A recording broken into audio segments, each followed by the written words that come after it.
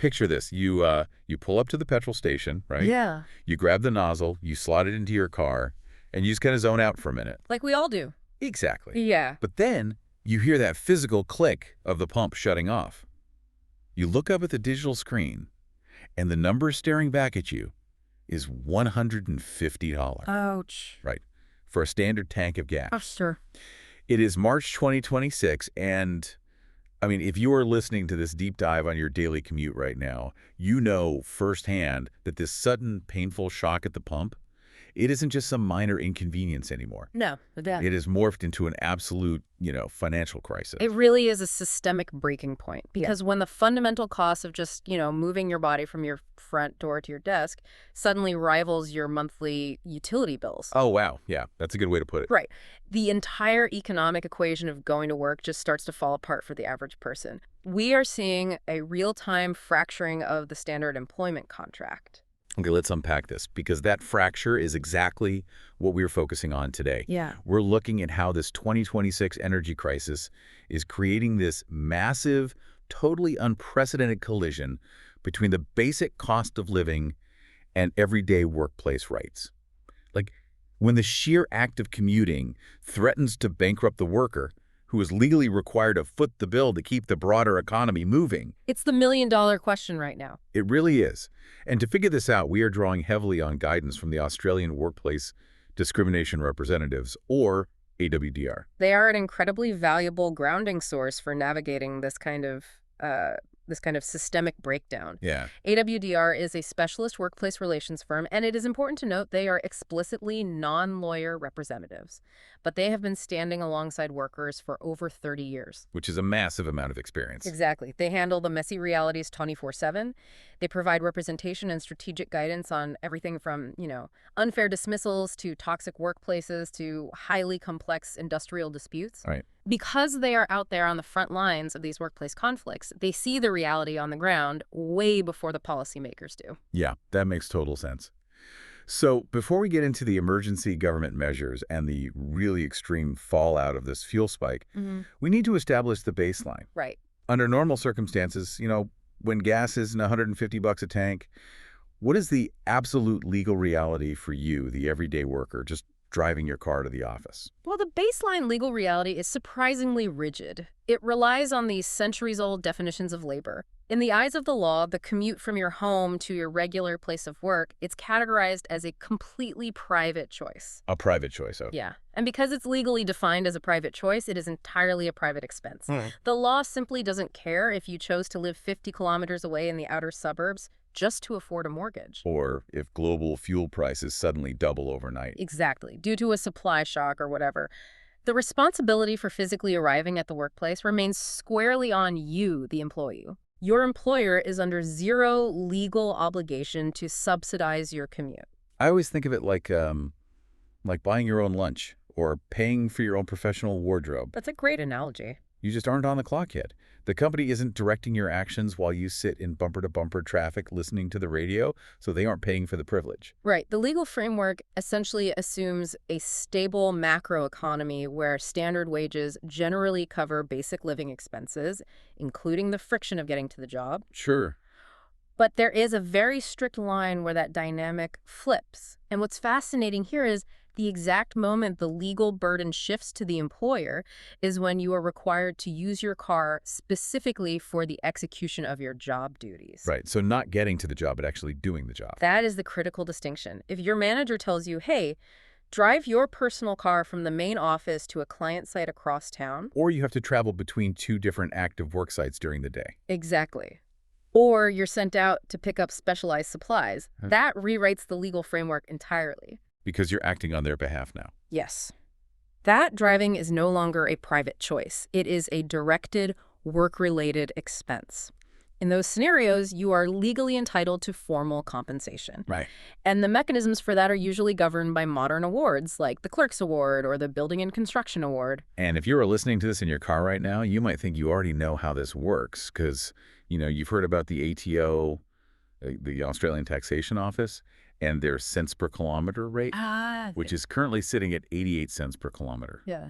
But the sources point out a massive trap here, right? It is a huge point of confusion for workers. I mean, that 88 cents per kilometer figure is primarily a metric for tax deduction calculations at the end of the financial year. So it's a tax thing, not a paycheck thing. Exactly. It is not automatically the legally required reimbursement rate that your boss has to pay you out of pocket under workplace laws. Your actual legally enforceable entitlement is dictated by the specific vehicle allowance clauses buried in your modern award, your enterprise agreement, or your individual employment contract. Wait, okay, but let me push back a bit. If the legal framework strictly defines the daily commute as a private choice, how does that hold up when a global oil shock removes the element of choice entirely? Well, I mean, I can't choose to just not go to work. And I certainly can't choose the price of unleaded petrol. It stops feeling like a private choice when you literally lack the capital to arrive at the building. the short answer is that the system just wasn't designed to handle a sudden external shock of this magnitude. Yeah. When the fundamental assumption of a stable economy breaks, the legal framework starts to buckle under the weight of reality. And we are seeing that buckle most dramatically, not inside the air-conditioned office buildings, but out on the roads. Yeah, because if the federal government is forced to watch the standard commuter buckle under the pressure, the immediate macroeconomic reflex is to look at the people who literally drive for a living. Right. The owner-drivers, the gig workers, the couriers. If you and I are feeling the pain on a morning commute, the transport supply chain is actively bleeding out. Oh, absolutely. For an Uber Eats driver or an independent long-haul truck driver, fuel isn't just a commute. It is their primary operating overhead. And the math is completely inverted on them. Completely. Right now, the Transport Workers Union and the Australian Trucking Association are joining forces to sound the alarm, and their demands are highly targeted. Who are they going after? They are demanding that the top-tier clients, so the multinational giants at the very top of the supply chain like Amazon, Aldi, and the massive mining firms, step up and absorb these skyrocketing costs. And the rhetoric coming from the unions isn't just intense. I mean, it is apocalyptic. It really is. Michael Caine, the National Secretary of the Transport Workers Union, he actually went on the record stating that Australian businesses face an, quote, imminent risk of collapse. Imminent risk. He warned that supply chains are at a breaking point. And most chillingly, he explicitly stated that transport workers could literally die on the roads Wow. because the profit margins have vanished, forcing them to work dangerously long, exhausting hours just to cover the physical cost of the fuel in their tanks. It has escalated to a matter of life and death for these drivers, and that severe, immediate physical danger is what forced the government's hand. Right. The federal government has stepped in with a massive, unprecedented response. They are actually amending the Fair Work Act of 2009 to grant the Fair Work Commission explicit emergency powers. Let's dig into the actual mechanics of those emergency powers, because this is a massive shift in how the government interacts with private business contracts. It's huge. Normally, the Fair Work Commission has the authority to issue what are called contract chain orders. But my understanding is there's usually a mandatory 6-month lead time for those orders to actually take effect and change how people get paid, right? But the standard system is entirely built on bureaucratic consultation, appeals, gradual implementation. It's slow. Too slow for an emergency. Exactly. As the unions pointed out, the fuel crisis is moving exponentially faster than traditional legal processes. A 6-month delay right now doesn't mean a temporary dip in profits. It means immediate insolvency and bankruptcy for thousands of independent drivers. So they just skip the wait. Yep. These new emergency powers bypass that 6-month waiting period entirely. How does that actually work mechanically, though? Do they just audit Amazon's delivery contracts overnight? Well, think of a contract chain order like a legal telescope. Okay. It allows the Fair Work Commission to look past the independent contractor, past the middleman logistics firm, and reach directly into the pockets of the mega retailer at the very top of the chain. Yeah. These emergency powers allow the Commission to legally mandate region variations to pay and contracts. They enforce a surcharge at the point of origin that must, by law, cascade all the way down the fragmented supply chain directly into the driver's fuel tank immediately. Which brings up a glaring structural question for me. What's that? If these giant retailers, like Amazon and Aldi, hold all the economic power, and they entirely rely on these transport workers to physically deliver their goods and exist as businesses, why does it take an emergency government mandate for them to pay their fair share of the supply chain costs? That highlights the defining tension of modern logistics, frankly. How so? From a purely structural standpoint, the companies at the top of the chain operate on razor-thin margins at incredibly high volumes. Their entire multi-billion-dollar business model is predicated on locking in fixed, low-cost delivery contracts. Right. Volatility is their absolute enemy. Exactly.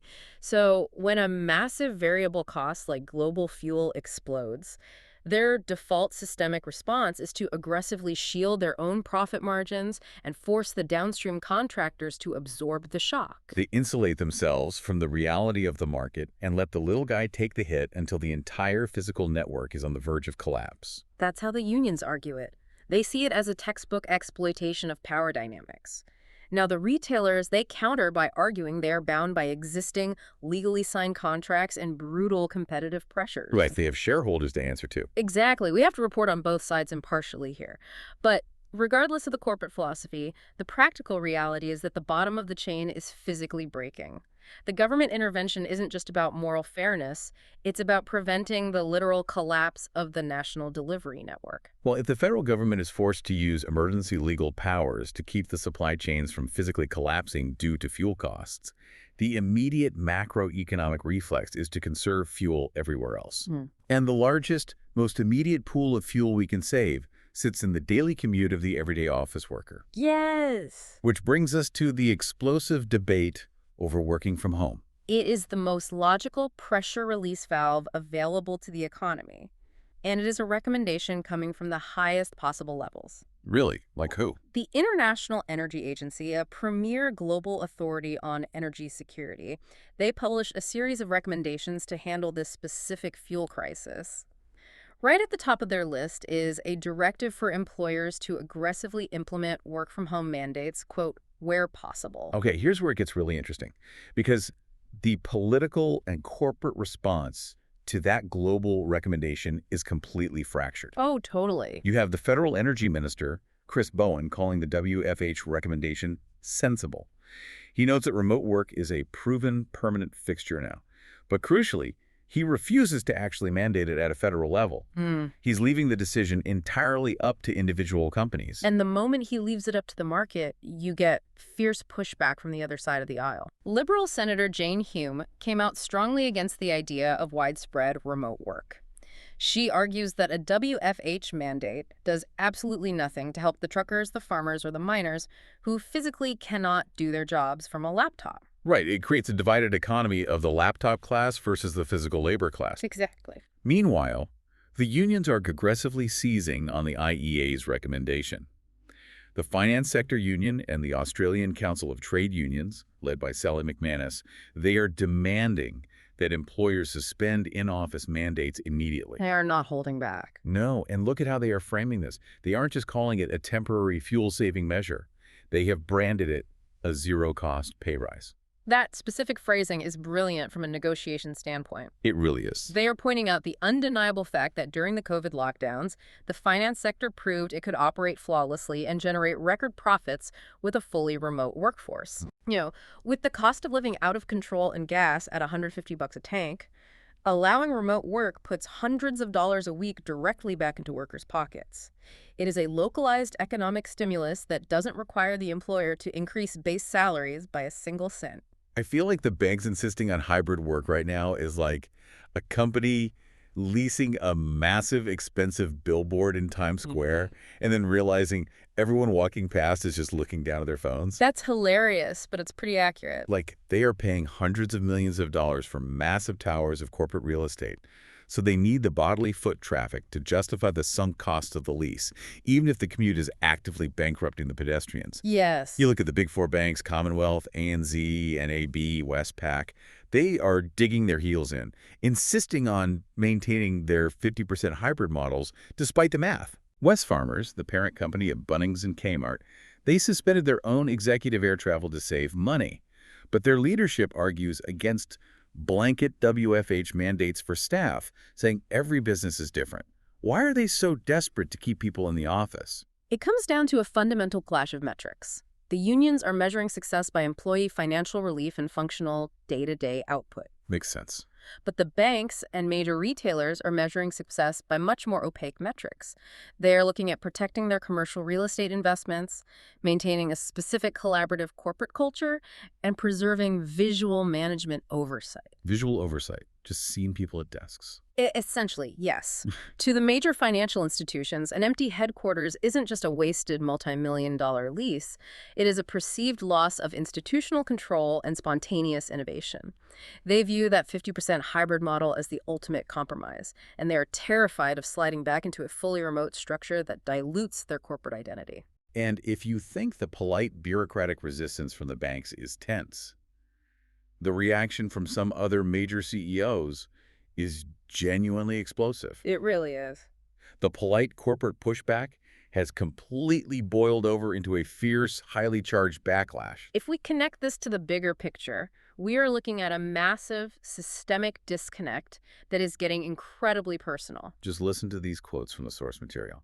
Adam Schwab, the CEO of Luxury Escapes, he went on the record calling remote working the, quote, worst thing ever. The worst thing ever. But he didn't stop at workplace policy. He claimed that the COVID lockdowns caused 3 years of government-driven destruction. Wow. He went so far as to compare the resulting crime wave in Victoria to Jack the Ripper. Wait, really? Jack the Ripper? Yes, literally Jack the Ripper. And his proposed solution to the $150 fuel crisis. He says people should just use the $100 billion public transit systems that the government has already built. And he isn't alone in utilizing that kind of extreme rhetoric. Graham Turner, the CEO of Flight Centre, was similarly scathing. What did he say? He publicly claims the Australian economy has seen, quote, no productivity growth whatsoever since the original lockdowns. He dismissed the International Energy Agency's WFH recommendation entirely, calling it headline grabbing and stating it reminded him of COVID panic. COVID panic. That is such a loaded, specific phrase. It absolutely is. I mean, when a CEO invokes Jack the Ripper and COVID panic, it really doesn't sound like a man talking about the price of unleaded petrol in 2026. It sounds like someone fighting a ghost from 6 years ago. Yeah. Are these executives actually reacting to the current energy crisis? Or are they just using this moment to litigate the lingering trauma and control issues from the 2020 lockdowns? As impartial observers analyzing the text, it is clear the emotional resonance of the pandemic is entirely overlapping with the current economic reality. Right. For these specific CEOs, any return to a government-suggested remote work mandate feels like a slippery slope back to the strict lockdowns that severely damage their specific industries.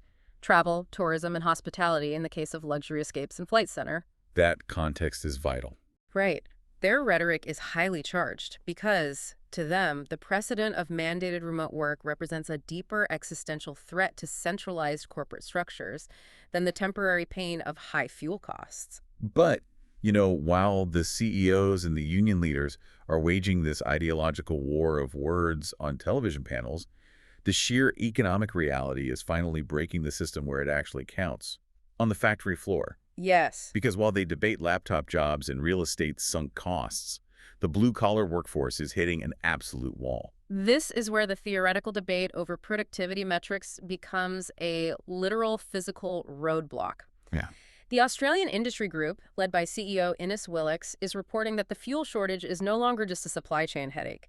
It is actively draining the national workforce through sheer, mathematically enforced absenteeism. The sources outline this perfectly. Workers in construction and heavy manufacturing and frontline healthcare, they're simply not showing up for their shifts. And they aren't striking out of protest. They are staying home because the basic math of survival doesn't work. They literally cannot afford the petrol to drive to the job site. Right. Willox is warning of a greater deterioration to come as productivity just tanks across the board. It's like an engine seizing up from lack of oil. You can debate office policies all you want, but if the workforce physically cannot afford to arrive, the entire economic machine stops. This raises an important question, though. What happens when a localized crisis demands a unified national response, but the system is entirely fragmented? Yeah. Willox is terrified of a repeat of the pandemic-era chaos, where different states implemented entirely different rules and border closures.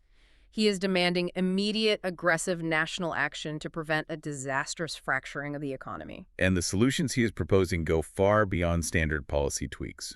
He isn't just asking for minor cuts to the fuel excise tax or, temporarily discounted public transport fares. No. The AI group is actively demanding structured fuel rationing.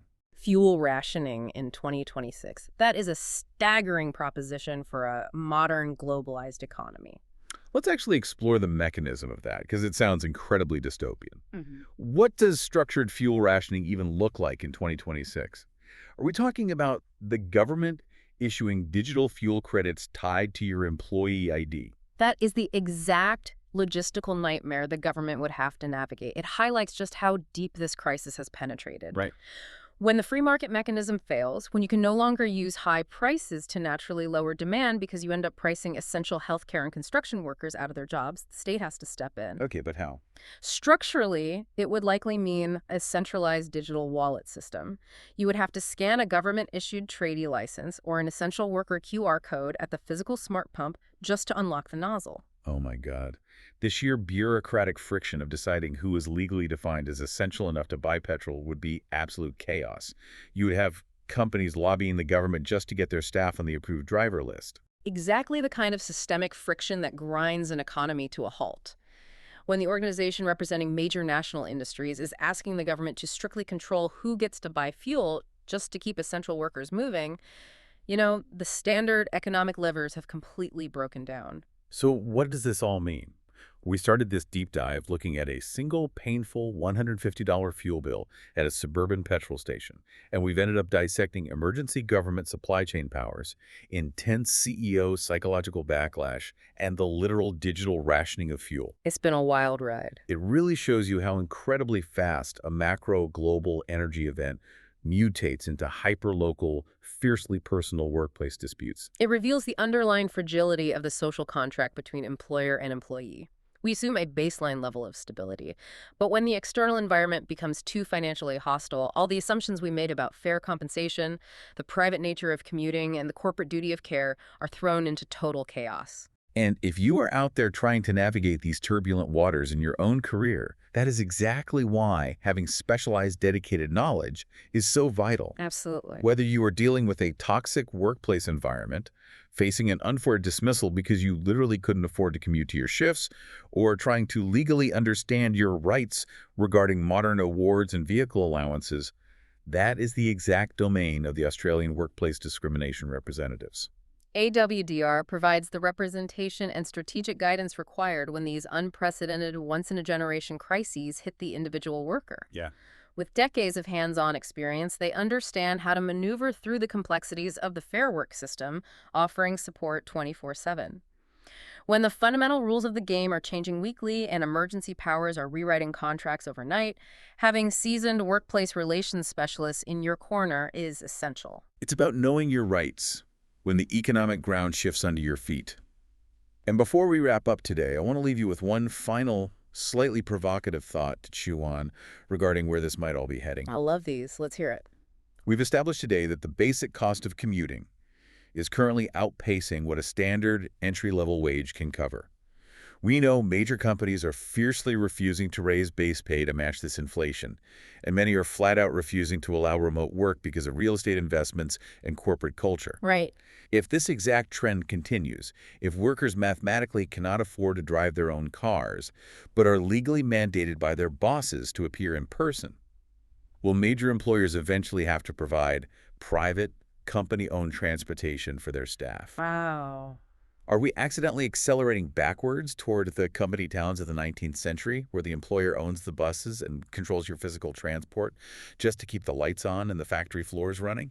A modern, privately funded corporate bus network just to ensure your staff can afford to scan their ID badges in the morning. It's a fascinating, slightly dystopian full-circle moment for the labor market. Something to think about the next time you're standing at the petrol pump, watching those digital numbers spin higher and higher, waiting for the click. Thanks for joining us on this deep dive. Keep asking questions, and we'll see you next time.